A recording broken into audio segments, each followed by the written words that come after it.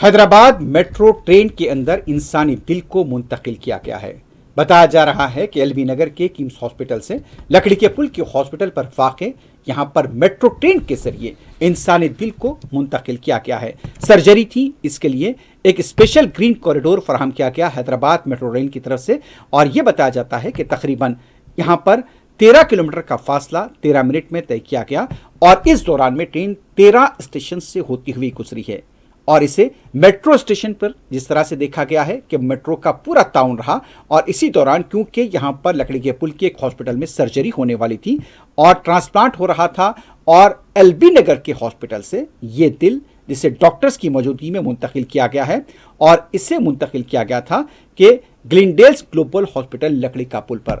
تو ایک بار پھر یہاں پر انسانی اعضا کی منتقلی ہوئی۔ عموماً روڈ کے ذریعے اس طرح کی کاروائی ہوا کرتی ہے، لیکن یہاں پر اب اس بار میٹرو ٹرین کے ذریعے انسانی دل کو منتقل کیا گیا ہے سرجری کے لیے۔ ایک گرین کوریڈور اس کے لیے فراہم کیا گیا تھا، تو 13 منٹ میں یہ فاصلہ طے ہوا، اور اس کے بعد مریض کا آپریشن کامیابی کے ساتھ انجام دیا گیا۔